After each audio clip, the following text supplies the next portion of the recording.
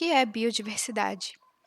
A biodiversidade pode ser definida de maneira resumida como a riqueza de espécies de um ecossistema. Esse conceito relaciona-se com o número de espécies de um local, mas também com a variação entre organismos da mesma espécie e sua abundância. Utilizado como sinônimo de diversidade biológica, o conceito de biodiversidade é essencial na ecologia e utilizado desde a década de 1980.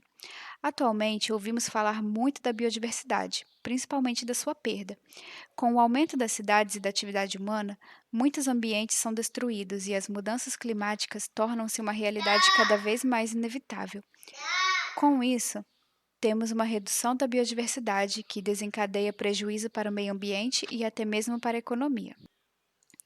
Como descrever e saber se uma espécie está em risco de extinção? Criticamente em perigo.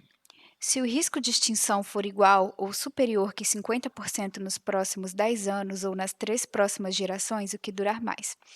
Em perigo. Se a probabilidade de extinção é de mais de 20% nos próximos 20 anos ou em 5 gerações. Vulnerável. Se houver chance de extinção maior do que 10% em 100 anos. Quase ameaçada, se uma espécie está próxima de se qualificar em uma das categorias de ameaça ou for julgada como provável de se qualificar no futuro próximo. De menor preocupação, se uma espécie não se encaixar em nenhuma dessas categorias de ameaça. Quando se fala de animais em extinção ou de espécies em extinção, fala-se de uma avaliação que enquadra as espécies em várias categorias de risco. Nas avaliações regionais, as espécies podem ser enquadradas em 11 categorias, conforme o grau de risco de extinção em que se encontram. A convenção para categorizar uma espécie usa o nome de referência em português e a sigla original em inglês, entre parênteses. A destruição de hábitats é uma prática que afeta drasticamente a biodiversidade e as 3 principais maneiras de destruição são: primeira, uma proporção do hábitat disponível pode ser completamente destruída em decorrência do desenvolvimento urbano ou industrial ou atividades voltadas à produção de alimentos ou outros recursos. Segundo, o hábitat pode ser degradado pela poluição. Terceiro, o hábitat pode ser perturbado pelas atividades humanas em detrimento de alguns de seus ocupantes. Espécies introduzidas.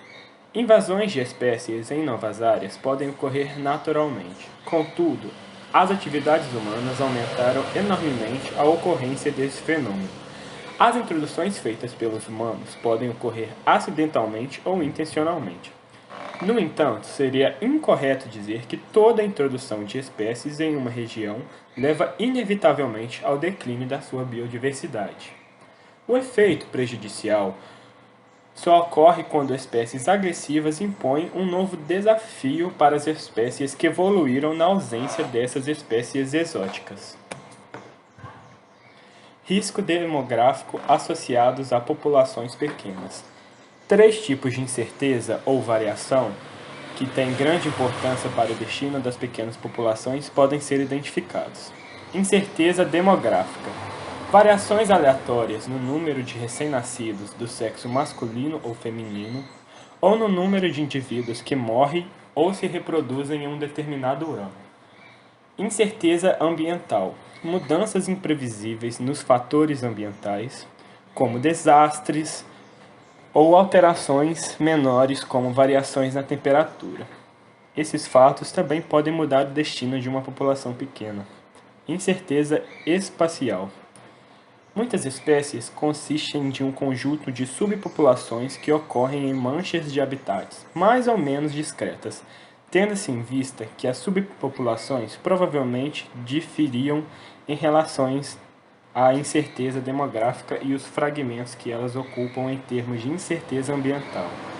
Espera-se que a dinâmica sobre a extinção e recolonização local tenham grande influência sobre a probabilidade de extinção de toda a metapopulação. Sobreexploração. A essência da sobreexploração reside no fato de as populações serem exploradas a uma taxa insustentável, dadas as suas taxas naturais de mortalidade e suas capacidades reprodutivas.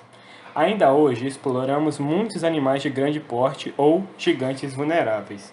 Os tubarões são um exemplo interessante. Esse animal é pescado por esporte, muitos outros para fazer sopa de barbatana, e uma estimativa anual de 200 milhões de tubarões que são pegos de forma acidental na pesca comercial.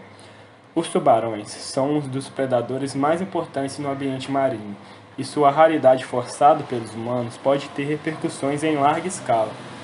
Outra ameaça, quando uma espécie se torna rara e mais escassa, é que seu valor aumenta para os colecionadores ilegais. Assim, em vez de serem menos explorados sob baixas densidades, é observado o oposto.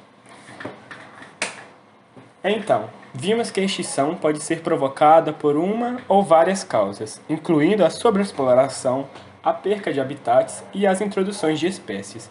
Atualmente, a perca de habitats é o principal problema enfrentado por espécies ameaçadas, sejam elas criticamente em perigo ou vulneráveis. Algumas espécies estão em risco por uma única razão, mas, frequentemente, algumas espécies entram em risco por uma combinação de fatores. Espero que tenham gostado. E para finalizar, gostaríamos de deixar uma animação do canal Minuto Terra, falando mais a respeito da biodiversidade e seu impacto na economia. Você já deve ter percebido que a preservação de alguns locais pode acabar em briga. E você pode pensar o que quiser de abelhas, árvores e até pulgas. Mas existe um argumento bem convincente para manter o maior número possível de espécies no mesmo lugar. A biodiversidade é boa para a economia. Por exemplo, em um estudo recente, que foi coescrito por um de nossos roteiristas, Peter Wright, cientistas analisaram milhares de florestas ao redor do mundo e descobriram que terrenos com o maior número de espécies de árvores crescem maior e mais rápido do que aqueles com pouca variedade de espécies. O que faz sentido. Árvores da mesma espécie absorvem a luz, água e nutrientes da mesma maneira, então acabam competindo entre si, enquanto árvores de diferentes espécies trabalham de maneira diferente e são menos competitivas. Juntas, elas acabam utilizando os recursos disponíveis de maneira mais eficiente. Essa melhor produtividade acaba refletindo no verde que interessa às empresas. Florestas de exploração madeireira produzem pelo menos 35% mais lenha do que seriam capazes caso estivessem separadas em grupos de uma única espécie, o que significa cerca de 200 bilhões de dólares por ano. Esse dividendo é, pelo menos, 20 vezes maior do que o que gastamos atualmente com preservação. E economistas estão encontrando maneiras de economizar com a biodiversidade em outros lugares também. Em fazendas, por exemplo, diferentes polinizadores trabalham em diferentes horários. Então manter um diverso grupo de insetos por perto ajuda a garantir que a colheita dará frutos e dinheiro o ano inteiro. Nos lagos e rios, quanto maior o número de micróbios comedores de toxinas, maior o número de poluentes que eles conseguem limpar, ajudando a reduzir o gasto multibilionário de manter limpas as vias navegáveis. Mas claro, é difícil colocar um valor em dinheiro na biodiversidade de cada ecossistema. E o valor econômico com certeza não é o jeito que queremos medir o valor da natureza. Mas em muitos lugares, ecossistemas diversos e saudáveis significam um saldo positivo no fim das contas. Então, apesar do que você pode ter ouvido por aí, dinheiro cresce em árvores sim, e em abelhas, talvez até nas pulgas.